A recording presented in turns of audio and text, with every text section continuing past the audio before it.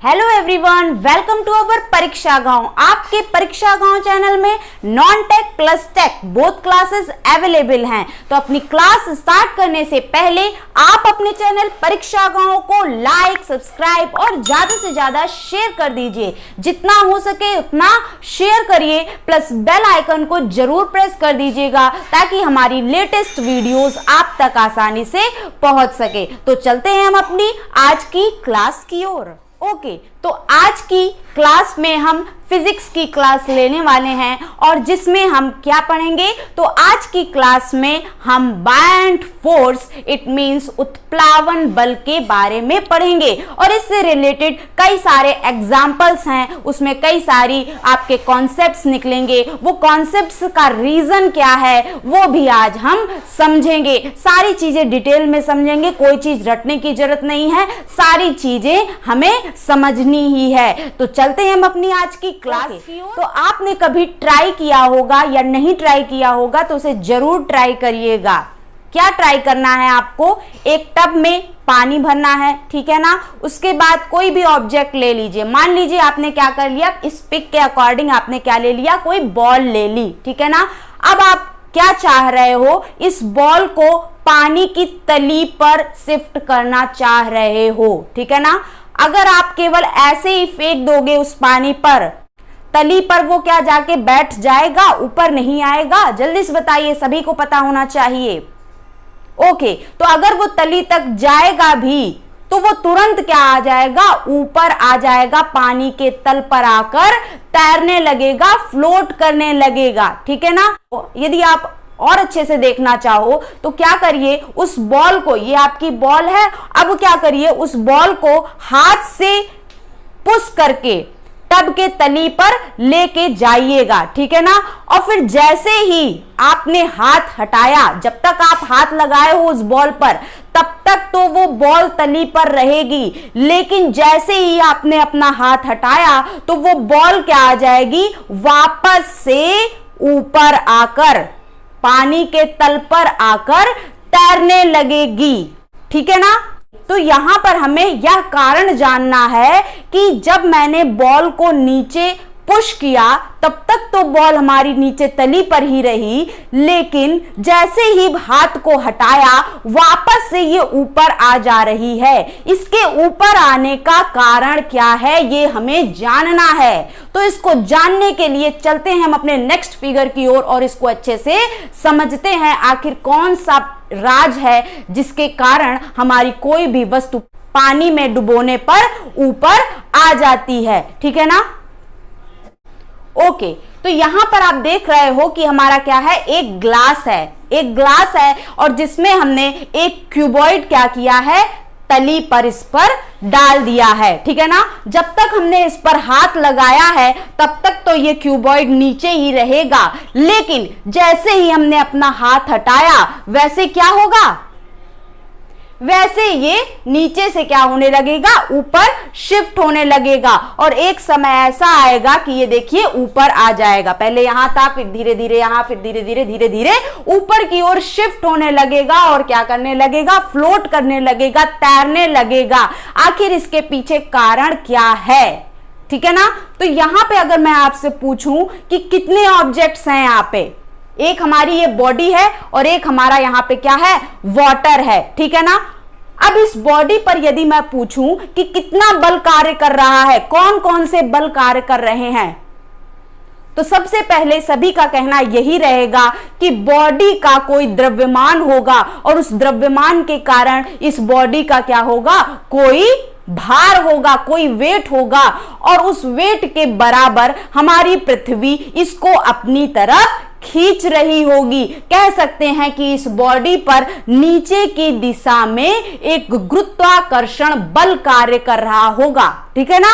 अब अगर इस पर गुरुत्वाकर्षण बल कार्य कर रहा है नीचे की दिशा में, तो इसको तो नीचे ही बना रहना चाहिए। जैसे ही हम हाथ हटा रहे हैं इसको यहीं पर बने रहना चाहिए। आखिर क्यों ये ऊपर चली जा रही है, तो अगर आप इसका कारण बताओगे गुरुत्वाकर्षण बल, तो ये बिल्कुल नहीं होगा, क्योंकि गुरुत्वाकर्षण बल तो नीचे लग रहा है, इसको तो नीचे ही बने रहना चाहिए, लेकिन ये ऊपर जा रहा है। इसका मतलब ये है इसका मतलब ये है कि यहां पर ऊपर की दिशा में एक और बल कार्य कर रहा है। अब वो बल किसके द्वारा लग रहा है? ये बॉडी अपने ही ऊपर की दिशा में अपवर्ड डायरेक्शन में क्या बल लगा लेगी? पॉसिबल है या संभव है? नहीं। ये बॉडी अपने ऊपर ही कैसे बल लगा लेगी? वो भी ऊपर की दिशा में नहीं लगाएगी ना। तो यहां पर दूसरा हमारा मैटर क्या है? यहां पर दूसरा हमारा मैटर है वाटर। यहां पे क्या है? द्रव है। ये द्रव ही क्या कर रहा है? इस बॉडी पर क्या कर रहा है? ऊपर की दिशा में बल लगा रहा है। ठीक है ना। जल हमारा, ये जो द्रव हमारा इस बॉडी पर ऊपर की दिशा में बल लगा रहा है, इसी बल के कारण हमारी ये बॉडी ऊपर की दिशा में गति करने के बाद तैरने लग रही है। ठीक है ना। तो इसी बल को क्या कहा जाता है? बॉयंट फोर्स कहा जाता है, उत्प्लावन बल कहा जाता है, या इसी को हम उत्क्षेप भी कहते हैं, थ्रस्ट भी कहते हैं। इतनी बात आपको क्या हो गई? क्लियर हो गई। इतना तो आपने जान लिया। अब आप ये जानने की कोशिश करोगे कि क्या यहां पे हमने पानी लिया तो पानी ने इस पर क्या किया? उत्प्लावन बल, ऊपर की दिशा में बल क्या कर दिया? लगा दिया। यदि हम पानी की जगह कोई और द्रव लेंगे, क्या वो नहीं लगाएगा इस पर उत्प्लावन बल? सारे के सारे द्रव उसमें डुबोए गए पिंड पर ऊपर की दिशा में बल लगाते हैं। इतनी बात आप नोट डाउन कर लीजिएगा। तो हम यहां से कह सकते हैं कि जितने भी हमारे द्रव होते हैं वो पिंड पर ऊपर की दिशा में जो बल लगाते हैं, उनके बल लगाने की ये जो विशेषता है, इसी को हम क्या कहते हैं?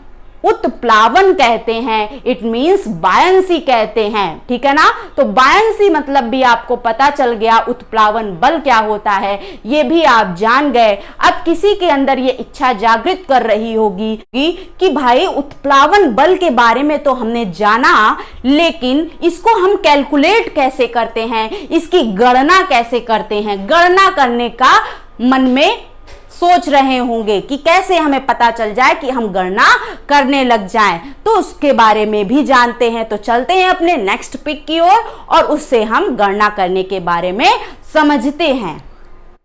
ओके फ्रेंड्स, आते हैं हम अपने नेक्स्ट फिगर में। हमारा नेक्स्ट फिगर में आप देख रहे हो कि ये हमारा क्या है? पानी भरा हुआ है। ये हमारा क्या है? पानी का लेवल है। ठीक है ना।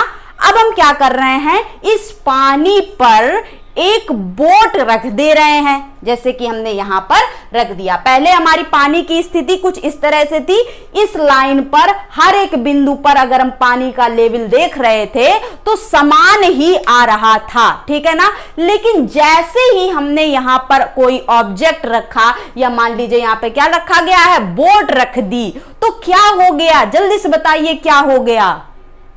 फटाफट सभी को पता होना चाहिए क्या हो गया यहां पर। तो अभी मैंने बताया कि जब हम बोट को नहीं रख रहे थे तो इस पानी का जो लेवल था वो सभी पॉइंट्स पर समान था, लेकिन जैसे ही हमने बोट रखी तो क्या हुआ? पानी का देख रहे हैं आप, इतना हिस्सा इस बोट के द्वारा विस्थापित कर दिया गया। ठीक है ना। बोट ने इतनी जगह पानी की कब्जा कर ली। इट मीन्स हम कह सकते हैं कि यहां का पानी क्या हो गया? इस बोट के इतने पार्ट ने विस्थापित कर दिया। इतनी बात आपको क्लियर हो गई। अब अगर मैं आपसे यहां पर पूछूं कि पानी का आयतन कितना होगा, पानी का वॉल्यूम कितना होगा, कैसे आप कैलकुलेट करके बताओगे? तो आप क्या करोगे? ये बोट के इतने हिस्से का आयतन जो होगा वही तो पानी का आयतन होगा। ठीक है ना। बोट के इतने ही हिस्से ने तो पानी को विस्थापित किया है। तो हम कह सकते हैं किसी भी पिंड का वह भाग जो कि पानी में डूबा हुआ है वो उतना पानी विस्थापित कर देता है। अर्थात हम कह सकते हैं कि पानी के विस्थापन का आयतन और किसी पिंड के डूबे हुए भाग का आयतन बराबर होता है। इतनी बात आपको क्लियर हो गई। चलते हैं अब हम इसकी कैलकुलेशन करते हैं कि बायंट फोर्स कैसे कैलकुलेट किया जाता है प्रैक्टिकली। ठीक है ना। ओके, तो अब हम लोग क्या कर रहे हैं, फिगर में आते हैं। यहां पे आप देख रहे हो हमने एक बाट ले लिया है 5 केजी का। 5 केजी का ये भार कहां पर है, तो हमने एक वेट मशीन यहां पे लगाई है इस वेट पर, और वायु में इसका भार मापा। वायु में जब हम भार मापे तो यहां पे देख रहे हो जो कांटा था वो 5 पर आके अटक गया। इट मींस इसका वायु में भार जो होगा इस बाट का वो 5 केजी होगा। इतनी बात आपको क्लियर। अब हम क्या कर रहे हैं, इस बाट को पानी में डुबो रहे हैं। देखिए यहां पे हमने क्या कर दिया, डुबो दिया। इस बाट को अब हम पानी में डुबो रहे हैं, तो पानी में डुबोने पर इस बाट ने कितना हिस्सा पानी का विस्थापित किया, जल्दी से बताइए, कितना हिस्सा पानी का विस्थापित करेगा। तो इस बाट का जितना आयतन होगा ठीक उतना ही पानी को विस्थापित कर दिया होगा। अभी मैंने आपको समझाया, ठीक है ना, इतनी बात आपको क्लियर हो गई। अब देखिए यहां पर जो हमने बीकर कंसीडर किया है जिसमें पानी हमारा भरा है वो थोड़े से अलग टाइप का है। उसमें क्या है, देखिए यहाँ पे पानी भरा हुआ है और पानी का जहां पर लेवल है ठीक उसी लेवल में हमने क्या किया है, एक ओवरफ्लो पाइप लगा दिया है। ये क्या है, ओवरफ्लो पाइप लगा दिया है। इसको हमने क्यों लगाया है, क्योंकि पानी का लेवल जैसे ही प्रारंभिक तल से ऊपर उठेगा वैसे ही ओवरफ्लो पाइप से पानी हमारा बाहर को फेंक देगा। ये वेसल पानी को बाहर फेंक देगा, और ये जैसे ही पानी को बाहर फेंकेगा विस्थापित किया गया पानी छोटे वाले बर्तन में भर जाएगा। और इस छोटे वाले बर्तन में भी हमने एक वेट मशीन लगा रखी है, तुरंत हम इसका क्या कर लेंगे, वेट कर लेंगे। तो अब देखिए जैसे ही हमने इसको पानी में डुबोया तो इसने क्या किया, इस वेट ने अपने आयतन के बराबर पानी को विस्थापित किया। यहां पर पानी का लेवल ऊपर बढ़ने वाला था, लेकिन इस ओवरफ्लो पाइप से हमारा पानी सारा जितना इसने विस्थापित किया सारा का सारा इस छोटे वाले वैसल में, छोटे वाले बर्तन में पानी भर गया। तुरंत इस वेट मशीन ने ये पानी का भार बता दिया। इस बाट ने जितना पानी विस्थापित किया उसका भार बता दिया, और देखिए क्या बताया, कांटा कहां आके अटक गया, 2 केजी पर अटक गया। ठीक है ना, 2 केजी पर अटक गया। और साथ ही साथ हम यहां पे जब हम देख रहे हैं, यहां पे जब हम देख रहे हैं तो पानी में डूबा हुआ जो बाट है उसका भार अब कितना बता रहा है, 3 केजी बताने लगा है। कितना बताने लगा है, 3 केजी बताने लगा है। इट मींस अगर हम आपसे पूछें कि बाट के भार में कितनी कमी आई, loss in weight of body कितना हुआ, फटाफट आंसर आना चाहिए, जल्दी से बताइए। तो वायु में हमारा कितना भार था, 5 केजी था। पानी पर डुबोने पर इसका भार कितना हो गया, 3 केजी हो गया। 5 - 3 कर देना, 2 केजी हमारा आ जाएगा जब यह पानी में डुबोया जाएगा। और ठीक 2 केजी ही हमारा पानी इसने क्या किया, विस्थापित किया। इट मींस यहां से हमारा कंक्लूजन ये निकला कि कोई भी पिंड यदि हम पानी में पूर्णता या आंशिक रूप से डुबोएं, ठीक है ना, पूर्णता या आंशिक रूप से डुबोएं, तो उसके भार में जो कमी आती है वो उसके द्वारा विस्थापित पानी के भार के बराबर होती है। ठीक है ना, इतनी बात आपको क्लियर हो गई होगी। दूसरा, यहीं से हम आपसे एक पॉइंट और पूछें कि आखिर इसके भार में कमी आई तो आई क्यों, फटाफट सभी का आंसर आना चाहिए। इसके भार में आखिर क्यों कमी आई, तो जानिए। इसका भार जो था पहले 5 केजी था, तो अभी मैंने आपको बताया आपका भार जो होगा वो किस दिशा में लग रहा होगा, नीचे की दिशा में लग रहा होगा ना, अंडर ग्रेविटी वर्क करता है। इट मींस 5 केजी भार जो है वो नीचे की दिशा में लग रहा है, ठीक है ना। लेकिन जब हमने क्या किया, पानी में डुबोया, तब इसका भार 5 केजी नहीं रह गया। कितना रह गया, 3 केजी रह गया। अर्थात हम कह सकते हैं कि यहां पे कहीं ना कहीं ऊपर की दिशा में भी बल कार्य कर रहा था। आखिर हम कितना ऊपर की दिशा में बल लगा दें कि इसका भार 3 केजी आ जाएगा, जल्दी से बताइए। आखिर हम कितना माइनस कर दें कि ये जो कांटा हमारा 3 kg बता रहा है वो बाहर आ जाए। ओके, तो आप क्या कहोगे, ऊपर की दिशा में 2 kg बल लगा दो, तो तुरंत आपका आ जाएगा कि इसका भार जो है वो 3 kg है। और जो ऊपर की दिशा में हम बल लगा रहे हैं वही तो हमारा बायंट फोर्स है, वही तो हमारा उत्प्लावन बल है।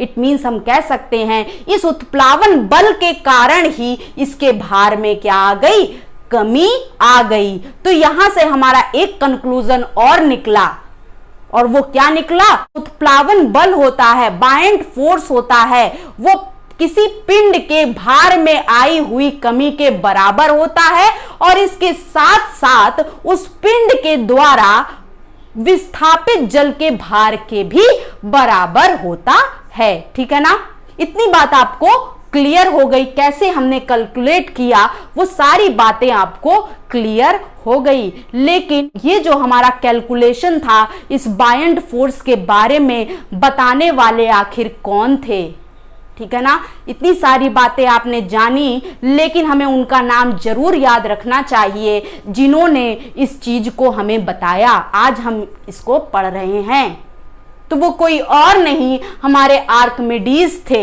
ठीक है ना, हमारे आर्किमिडीज थे। और इस प्रोसेस को ही क्या कहा गया, आर्किमिडीज का सिद्धांत कहा गया, आर्किमिडीज प्रिंसिपल कहा गया। ठीक है ना, इतनी बात आपको क्लियर हो गई होगी। ओके, तो अब हम चलते हैं बायंट फोर्स के एप्लीकेशन की ओर कि कहां कहां पर हमारा बायंट फोर्स अप्लाई होता है और किस प्रकार से अप्लाई होता है। तो चलते हैं हम अपने नेक्स्ट पिक्चर की ओर। ओके, तो हम अपनी फर्स्ट एप्लीकेशन को देखते हैं कि हमारा बायंट फोर्स कैसे कैसे अप्लाई होता है। तो आप यहाँ पिक्चर पे देख रहे हो कि हमारा मेटल का कुछ क्वांटिटी ली गई है, ठीक है ना, और उतनी ही क्वांटिटी से हमने एक क्या बनाई है, एक कटोरी टाइप की बना दी है, एक बाउल टाइप का बना दिया है, और साथ ही साथ हमने उतनी ही क्वांटिटी के मेटल का एक बॉल बना दी है, ठीक है ना, एक बॉल बना दी है। अब अगर मैं आपसे यहां पर पूछूं इस बॉल का घनत्व अधिक होगा कि इस बाउल का घनत्व अधिक होगा, फटाफट सभी का आंसर आना चाहिए, जल्दी से बताइए किसका घनत्व अधिक होगा। ओके, तो सभी लोग यही कहेंगे कि ये जो बॉल है, ये जो बॉल है इसका घनत्व अधिक होगा, इसके पार्टिकल्स जो हैं वो पास पास बंधे हुए हैं, वहीं इसमें क्या है, इसका घनत्व अधिक नहीं होगा क्योंकि ये क्या है, हॉलो है। हॉलो होने की वजह से इसका घनत्व क्या हो गया है, कम हो गया है, इसकी डेंसिटी कम हो गई है। अब आपसे रीजन पूछा जाता है कि इस बाउल को जब हमने पानी में डुबोया तो ये तैर रही है और वहीं ये हमारी जो बॉल है वो डूब जा रही है, पानी में डालने पर डूब जा रही है। इसका कारण क्या होगा, जल्दी से आंसर आ जाना चाहिए अब सभी का। तो इसका कारण यही होगा कि इस बाउल की जो घनत्व होगा, डेंसिटी होगी, वो पानी से क्या होगी, कम होगी। और वहीं इसका आप देखोगे, इस बॉल की डेंसिटी अगर आप मापोगे तो इस पानी की अपेक्षा क्या आएगी, अधिक आएगी। की अपेक्षा इसका घनत्व अधिक होने के कारण ही ये क्या हो जाएगा, डूब जाएगा, ठीक है ना। अब यहां पे आप सोच रहे होंगे कि घनत्व अधिक है तो ये डूब क्यों रहा है, आखिर क्यों डूब रहा है, कोई बल लग रहा होगा ना।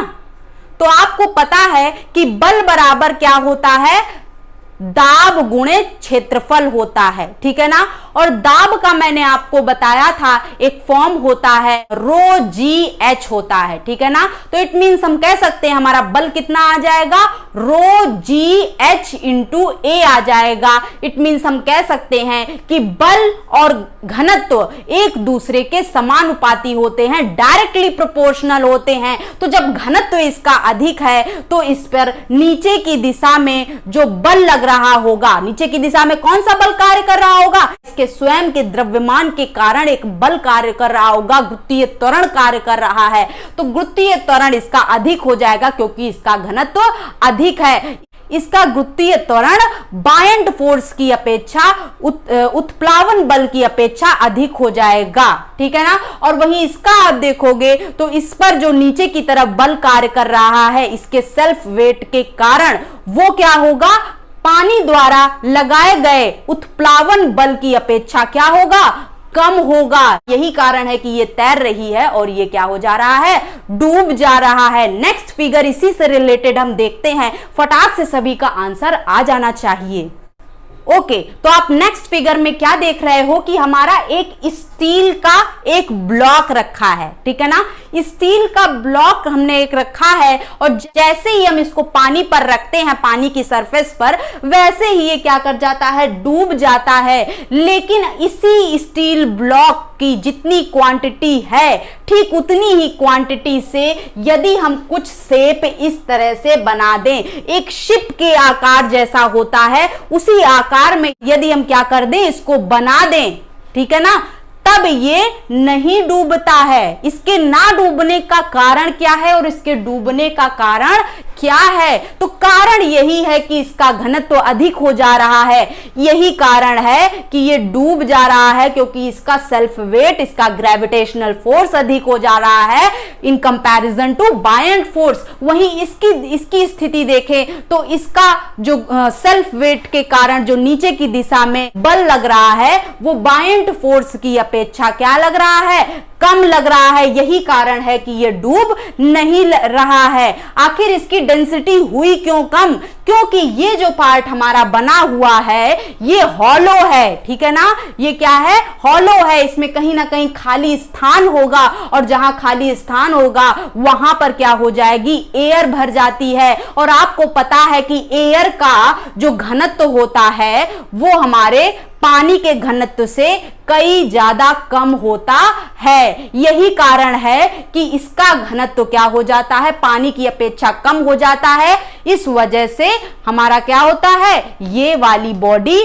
तैरती है और वहीं ये वाली बॉडी क्या हो जाती है, डूब जाती है। और कई एप्लीकेशन हम आगे को समझते हैं।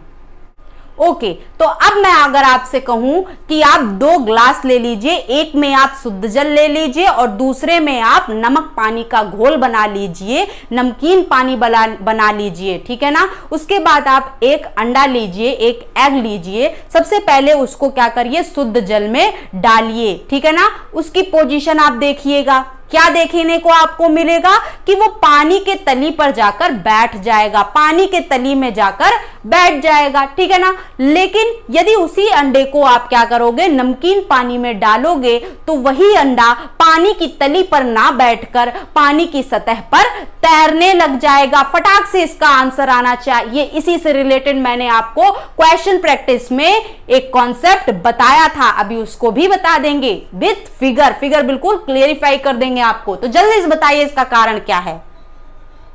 ओके, ज्यादा सोचने की जरूरत नहीं है। क्या होता है कि सॉल्टी वाटर जो होता है, पानी, वह पानी जिसमें नमक मिला रहता है, उस पानी का घनत्व क्या हो जाता है, शुद्ध जल की अपेक्षा अधिक हो जाता है, ठीक है ना। शुद्ध जल की अपेक्षा अधिक हो गया, ये सॉल्ट वाटर है, इसका घनत्व क्या हो गया, अधिक हो गया। और अभी मैंने बताया कि बल जो होता है घनत्व के समानुपाती होता है। इट मींस क्या हम कह सकते हैं, यदि हमारा घनत्व बढ़ रहा है तो हम कह सकते हैं कि पानी द्वारा अंडे पर लगाया गया ऊपर की दिशा में बल भी क्या होगा, अधिक हो जाएगा इन कंपैरिजन टू शुद्ध जल, in comparison to fresh water. इतनी बात आपको क्लियर हो गई। तो जब यहां पर क्या होगा, ऊपर की दिशा में बल इसकी अपेक्षा अधिक लग रहा है, तो हम कह सकते हैं कि यहां पर अंडा क्या होगा, हमारा तैरेगा। और वहीं यहां पर अंडा क्या हो जाएगा, डूब जाएगा, क्योंकि यहां पर अंडे का जो घनत्व है वो पानी की अपेक्षा अधिक हो जा रहा है। लेकिन यहां पर जो घनत्व बन रहा है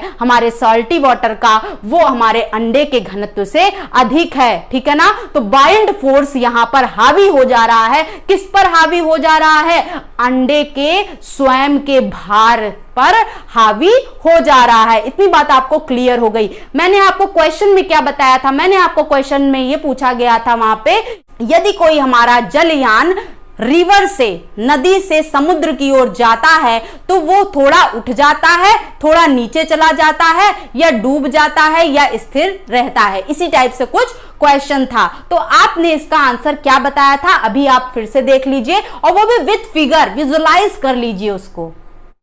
तो आप यहां पे देख रहे हो हमारे क्या है, ये शिप बने हुए हैं, और यहां पर आप देख रहे हो हमारा शुद्ध जल है, जो कि मान लो आपका रिवर का पानी है यहां पर, और यहां पर हमारा क्या है, सॉल्टी वाटर है, इट मींस नमकीन पानी है, जो कि आप मान सकते हो समुद्र है। ये हमारा समुद्र हो गया, ये हमारी क्या हो गई, रिवर हो गई, नदी हो गई। अब क्या देख रहे हो कि यहां पर जो शिप है वो पानी में देखिए कितना ज्यादा डूबा हुआ है, ठीक है ना, कितना ज्यादा डूबा हुआ है। और वहीं यहां पर अगर आप देखोगे तो इसकी कंपैरिजन में शिप यहां पर कम डूबा हुआ है जल में, ठीक है ना। इसका कारण क्या है, तो बिल्कुल एग्जैक्टली इसके पहले वाले एप्लीकेशन के मुताबिक ही इसका भी एक्सप्लेनेशन हो जाएगा कि साल्टी वाटर की डेंसिटी जो होती है वो अधिक होती है in comparison to fresh water. यही कारण है कि यहां पर हमारा शिप जो है इसकी कंपैरिजन से जल में कम डूबा हुआ है, ठीक है ना। इतनी बात आपको क्लियर हो गई होगी। ओके, अब हम आते हैं अपने नेक्स्ट एप्लीकेशन में। तो नेक्स्ट एप्लीकेशन में हम क्या देखेंगे, तो अगर मैं आपसे कह दूं कि 2 आप ग्लास लीजिए, उसमें सिंपल अपना फ्रेश वाटर डाल लीजिए और 1 संतरा लीजिए, ठीक है ना। 1 संतरा लिया आपने और उस पर आपने छिलका पहले नहीं उतारा है, छिलका सहित क्या किया है, उस संतरे को पानी में डुबोया, तो आप संतरे की स्थिति क्या पाओगे, वो पानी में तैरने लगेगा। क्या करने लगेगा, पानी में तैरने लगेगा। और जैसे ही आपने छिलका हटा दिया, उसको छिलके को हटा दिया और फिर आपने पानी में डुबोया, तो वही संतरा हमारा पानी की तली पर जाके बैठ जाएगा, पानी में डूब जाएगा। इसका कारण क्या है, फटाफट से सभी का आंसर आना चाहिए। आखिर क्यों छिलके वाला संतरा पानी में तैर रहा है और वहीं बिना छिलके वाला संतरा पानी में डूब जा रहा है? फटाफट से सभी का आंसर आना चाहिए। इसका कारण क्या है, मेन रीजन क्या है? ओके, तो रीजन यहां पर यही है कि जो छिलके सहित वाला संतरा है, इसका घनत्व जो है पानी के घनत्व से कम हो जा रहा है। यही कारण है कि ये पानी में तैर रहा है, डूब नहीं रहा है। लेकिन अगर आप बिना छिलके वाले संतरे को देखोगे तो उसका घनत्व पानी की अपेक्षा अधिक हो जा रहा है। यही कारण है कि यह संतरा जो है, जो छिला हुआ संतरा है, वो डूब जा रहा है। अब अगर मैं आपसे पूछूं आखिर क्या कारण है कि ये जो छिलके वाला संतरा है उसका घनत्व कम हो जा रहा है? फटाफट से सभी का आंसर आना चाहिए। घनत्व कम होने का कारण आखिर इसका क्या है? ओके, तो चलते हैं हम इसके बारे में जानते हैं। तो यदि आप इस छिलके को गौर से देखिएगा तो आपको वायु के रंध्र स्थान छोटे छोटे छोटे छोटे दिखाई देंगे, और उन वायु रंध्र स्थानों के कारण इसका घनत्व क्या हो जाता है, कम हो जाता है। क्योंकि आपको पता है कि वायु का घनत्व पानी की अपेक्षा क्या होता है, कम होता है। और इन्हीं वायु रंध्रों के कारण छिलके वाले संतरे का घनत्व कम हो जाता है इन कंपैरिजन टू जब हम इसको पेल्ड आउट कर देते हैं, ठीक है ना। अब हम चलते हैं अपने नेक्स्ट एप्लीकेशन में। ओके, तो हमारा नेक्स्ट एप्लीकेशन में आप क्या देख रहे हो, एक हमारा क्या है, शिप है जो किसी मेटल का बना होगा, ठीक है ना, जिसके ऊपर कोई लोड नहीं डाला गया है, वो खाली है, एक खाली शिप है। और वहीं दूसरी साइड यही शिप है, यही शिप रखा हुआ है, लेकिन इसके ऊपर लोड डाल दिया गया है। इट मींस इसके ऊपर भार रख दिया गया है, कई सारे बॉक्सेस रख दिए गए हैं, देख रहे हैं ना यहाँ पे। ये खाली हमारा शिप है, यहां पे उसी स्थान पर हमने क्या कर दिया है, बॉक्स रख दिया है शिप के ऊपर। अब अगर मैं आपसे पूछूं कि शिप देखिए मेटल का होता है, ठीक है ना, इतना भारी होता है, और मेटल का तो आपको पता है कि घनत्व क्या होता है, पानी की अपेक्षा कई ज्यादा अधिक होता है। मेटल का घनत्व पानी की अपेक्षा कई ज्यादा अधिक होने पर भी हमारे इतने बड़े बड़े शिप्स जो कि मेटल के बने होते हैं, वो आखिर क्यों नहीं पानी में डूब जाते? क्यों तैरते रहते हैं? कारण फटाफट आना चाहिए सभी का। ओके, तो क्या रीजन है इसके पीछे? क्योंकि यहां पर जो मेटल प्रयोग किया जाता है वो समूचा मेटल नहीं रख दिया जाता है, उसकी डिजाइनिंग की जाती है, उसको एक शेप दिया जाता है, उसको हॉलो शेप में बनाया जाता है ताकि वहां पर एयर इंट्रैप्ड कर सके, एयर वहां पर रह सके। और अभी मैंने बताया कि वायु का घनत्व जो होता है, एयर की डेंसिटी जो होती है, वो पानी की अपेक्षा कई ज्यादा कम होती है। तो यहां पे यदि एयर इंट्रैप्ड होगी तो इसका घनत्व, इस टोटल घनत्व इसका क्या हो जाएगा? इस शिप का पानी की अपेक्षा क्या हो जाएगा? कम हो जाएगा। पानी की अपेक्षा जब इस पूरी शिप का घनत्व कम हो गया तो तैरेगी कि डूबेगी? ऑब्वियसली तैरेगी, फ्लोटिंग करेगी, ठीक है ना। तो ये दोनों ही शिप क्या कर रही हैं? फ्लोट कर रही हैं, क्योंकि इनकी डिजाइनिंग ही ऐसे की जाती है, इस वजह से ये क्या कर रही हैं? फ्लोट कर रही हैं। अब यहां पर फिगर को दिखाने का मेरा मकसद एक और है। आपसे ये हम जानना चाहते हैं कि आप देख रहे हो ये हमारा खाली शिप है, ये हमारा भरा हुआ शिप है। अब आप इस खाली शिप को यदि गौर से देखिए तो ये पानी के तल से बहुत कम डूबा हुआ है, ठीक है ना। वहीं ये जो भरा हुआ शिप है, इसको अगर आप ध्यान से देखेंगे तो यह पानी के तल से अधिक डूबा हुआ है। देखिए इसके तल, इस शिप के तल और इस शिप के तल में कितना अंतर आ रहा है, इतना अंतर आ रहा है। आखिर क्यों अंतर आ रहा है? रीजन सभी को आना चाहिए, फटाफट आंसर बताइए। रीजन इसके पीछे का यह ही है कि ये जो हमारा खाली शिप है उसके इस स्थान पर क्या भरी हुई है? एयर है। जब कुछ नहीं रखा होगा, खाली स्थान होगा, खाली स्पेस होगा, तो वहां पर क्या होगा? एम्प्टी स्पेस होगा। तो वहां पर क्या होगी? एयर ही तो फिलअप हो जाएगी, ठीक है ना। एयर फिलअप है, तो जब यहां पे एयर फिलअप है तो इस पूरे शिप का घनत्व तो क्या होगा? कम होगा। लेकिन यदि इसी शिप में हम एयर कह दें या खाली स्थान पर कह दें, तो खाली स्थान पर यदि हम क्या कर दें? बॉक्सेस रख दें, कोई भार रख दें, जैसे कि हमने क्या किया? यहां पर रख दिया। वही शिप है, यहां पर हमने भार रख दिया। अब क्या हो जाएगा? अब क्या हो जाएगा? एयर का स्थान क्या कौन ग्रहण कर लेगा? ये बॉक्सेस ग्रहण कर लेंगे। और आपको पता होगा कि एयर के घनत्व से इन बॉक्सेस का घनत्व क्या होगा? अधिक होगा। कुल मिला के ये जो लोडेड शिप है, इस पूरे का यदि आप औसत घनत्व निकालोगे तो कहीं ना कहीं इस खाली जलयान से इसका घनत्व अधिक ही आएगा। और अधिक आने के कारण ये जल स्तर से अधिक डूबी रहेगी। इतनी बात आपको क्लियर हो गई? ओके, तो आज के लिए इतना ही। अगर आपको हमारी क्लास, हमारे पढ़ाने का तरीका पसंद आए तो आप अपने चैनल परीक्षा गांव को लाइक, सब्सक्राइब और जितना हो सके उतना शेयर करिए। सभी में अपने ग्रुप में शेयर कर दीजिए, ठीक है ना।